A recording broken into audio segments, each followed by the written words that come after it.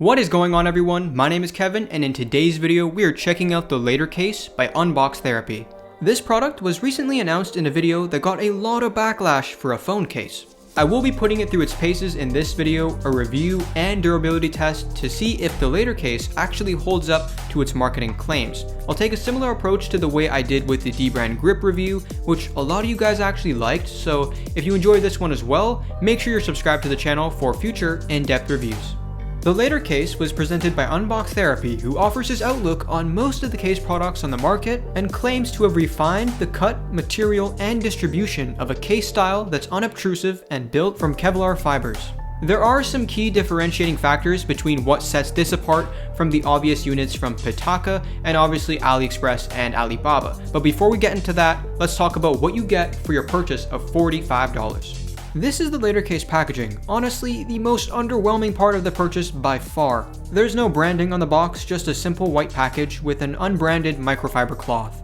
For this price, it would have been nice to see that LaterCase logo stamped somewhere on here or in the inside of the case itself. So the first thing I noticed was my iPhone that actually already has a D-brand skin on it doesn't actually have any problems going onto and in the case. This is a big pro for those of you who want to switch up between using a case and a skin.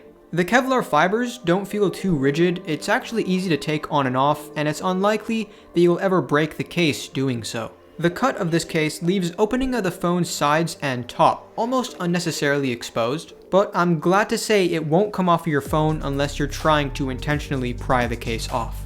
I tested NFC compatibility and wireless charging, neither had any issues at all, so now we can talk about the feel of the case, the grippiness, surface adhesion, and more. There's a lot more I want to talk about, so bear with me here before we get into the outright demolition.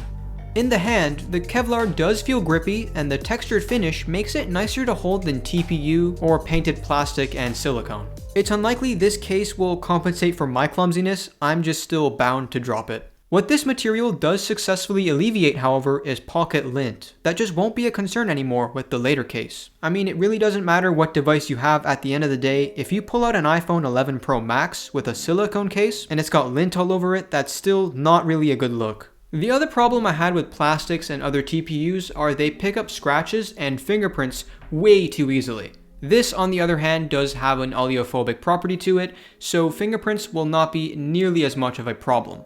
So the only thing that remains to be seen is its resistance to fire and, more practically, scratches.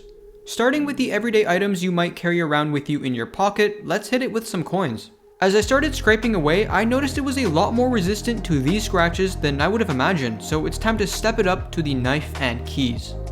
The edge of the blade just took off a thin layer with ease, but the more practical test, which was the keys, did hold up to a reasonable degree. If you use the sharpest edge of the key, however, it will absolutely destroy the coating on this so-called Kevlar material.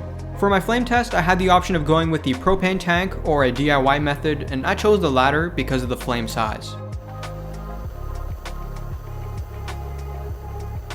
The other side of the case is showing the same reaction to heat, and aside from that, the only thing that actually touched the case was the flame. Now you're definitely wondering, why is this significant? Of course it was gonna burn. Well, UnboxTherapy, Lou himself, made the claim that the case is made from Kevlar, a material known to be fire resistant, at least more so than what we've seen here. This is a very thin version. It's fire resistant as well. I don't know how important that is on these cases. Maybe with the, what was that Note series? Was it the Note 9? What's clear to me now is they've added quite a bit of plastic or rubber in this Kevlar style composite. Sure, that will take away the rigidity of the Kevlar fibers. It also allows the case to fold over the edges of your phone without cracking, but it still won't hold up to bends at all. Any variant of this case will give out and break with minimal bending force. Coupling that with the flame test results, I gotta say it would be a lot less deceptive to call this what it is, a Kevlar composite. I mean, even the ring around the camera caught on fire and had to be put out. All of these tests aside, I can tell you that the LaterCase will not be the desirable safeguard against drops above 4 feet, and really any other impact for that matter.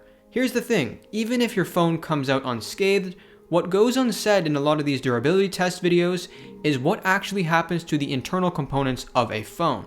My iPhone X secondary lens, what gave the ability for 2x optical zoom, is now cracked because I dropped my phone with a thin plastic case on it.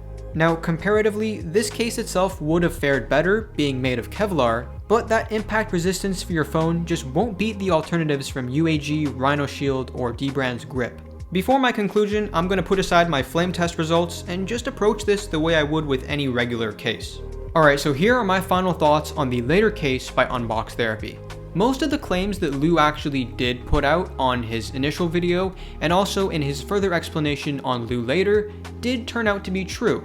I do believe Lou is paid for the retooling and molding of these cases from industrial Kevlar material, a process that even when done advantageously for the supplier's factory, still takes several months, a couple $1,000s per mold, and it does take some refinement. For the people who found out about this case through its coverage and videos criticizing Lou, it begs the question of whether it's a commendable move to deliver a borderline carbon copy of what already existed and just expand the device compatibility list. So yeah, this case has been being sold by Pitaka, pretty much the exact same thing, for actually quite a while now. The only difference is, and the reason why I don't hold a negative viewpoint on this product, is because the Pitaka Air case is only available for the iPhone 11 series. You can buy other versions of the Kevlar style directly shipped from China for literally a fraction of the cost. And for some people, that will make more sense to do if you're willing to wait for those lengthy shipping times. Bottom line is business, and when you're late to the punch, but you're still offering something that the competition doesn't exactly have, in this case, a more device-inclusive offering, that does have a place in the market. And it being backed by the most influential person in consumer tech entertainment, well, I can see why this case would have an appeal, and why I think LaterCase as a brand will actually have an appeal going forward in the future. If you're a fan of that carbon fiber look, and you don't mind shelling out the extra money, well, this is not a terrible purchase, because you know exactly what you're getting, and you know it's going to get there in a timely manner, unlike the products that are being directly shipped from China. If you have any questions about the LaterCase that I did not address in this video, drop them in the comments down below, and also like the video if you enjoyed. Thanks for watching, and I will talk to you in the next one.